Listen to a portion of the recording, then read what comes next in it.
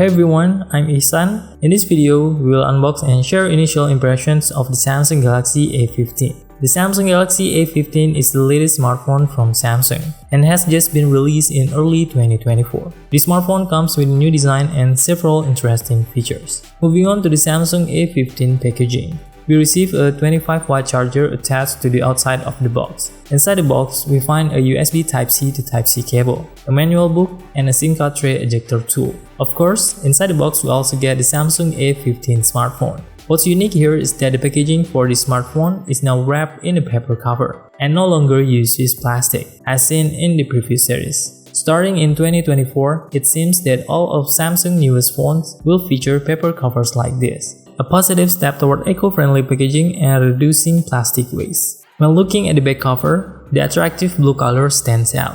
However, because the finish is glossy, it is prone to fingerprints on the back cover. Although the back cover material on the A15 initially resembled glass, it is in fact made of polycarbonate plastic material. Moving on to the edge frame of the A15 series. The buttons on the A15 edge frame appear slightly elevated with a distinct curved shape. This edge frame material also utilizes plastic with a matte finish. So far, the initial impressions of the materials and design of the latest frame on the A15 are somewhat positive. Below, there is a microphone hole and a mono speaker, accompanied by a 3.5mm audio jack. The port used on the Samsung A15 features a USB Type-C port at the bottom. At the top, there is only a microphone hole, while on the right, you find a volume button and a power button. The power button is integrated with the fingerprint sensor. The SIM card tray is positioned at the top left of the phone, supporting dual nano SIMs with a hybrid slot.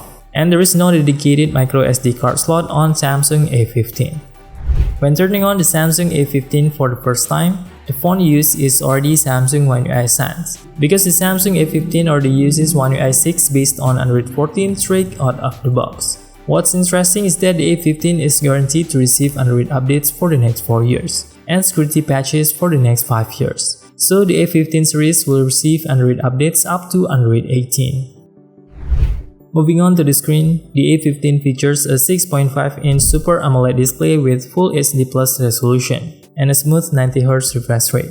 The maximum brightness is 800 nits. The screen design features an Infinity U type for the front camera, with a somewhat thick bezel. While the left, right, and top bezels are symmetrical, the bottom bezel remains quite thick on the A15 series. In terms of performance, the Samsung A15 is equipped with MediaTek Helio G99 chipset, fabricated with 6nm technology. In our AnTuTu benchmark test, the score reached 382,000. Unfortunately, the gyroscope sensor is absent, but other sensors are complete on this smartphone. The fingerprint sensor is located on the right side of the phone, integrated with the power button. For connectivity, the A15 series includes NFC and Bluetooth version 5.3. The A15 we are reviewing in this video is the 4G LTE variant, but there is also a 5G variant available. The specifications are almost identical between the 4G and 5G models, with differences in the processor and sensors only. The A15 5G variant uses a MediaTek Dimensity 6100 Plus processor with 6nm fabrication and includes a gyroscope sensor. Apart from that, the specifications are identical between the A15 5G and A15 4G. The Samsung A15 also features a large 5000 mAh battery, supporting 25-watt fast charging. Moving on to the camera section. The main rear camera has a 50MP resolution. The second lens is a 5MP ultra-wide lens, and the third lens is a 2MP macro lens. The front camera features a 13MP resolution. Video recording on the rear camera is limited to a maximum of Full HD 30fps, and the front camera also offers the same resolution at Full HD 30fps. In the camera application, alongside fun, portrait photo, and video modes, you can find Pro, Panorama, Food, Night mode, Macro, and Slow motion modes in the More menu. We will briefly test the quality of the main camera on the smartphone for photos and videos. The initial results for main camera photos are quite good and detailed. However, ultra-wide photos appear less detailed and differ significantly from those taken with the main camera, likely due to the ultra-wide lens being only 5MP.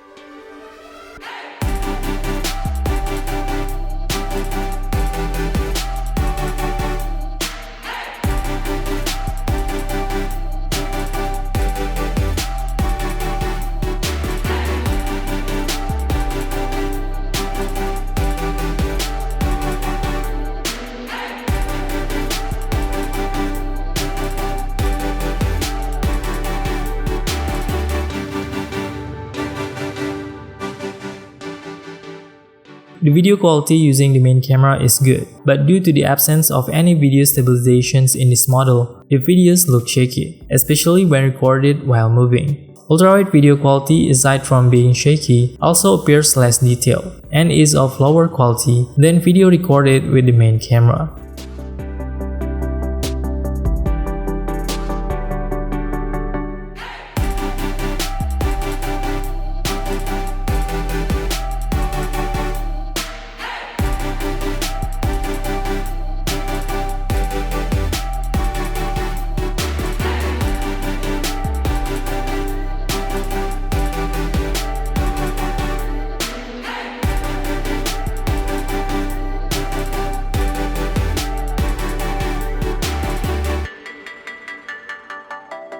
In conclusion, the Samsung A15 has notable advantages, including a Super AMOLED display with a smooth 90Hz refresh rate. Performance is satisfactory, NFC is present, and the A15 also promises a long software update for the next 4 years. In the camera section, the A15 performs well for its class. However, drawbacks include a still relatively thick front screen bezel, and the absence of optical image stabilization in the camera, resulting in unstable videos. Moreover, the 4G variant lacks a gyroscope sensor.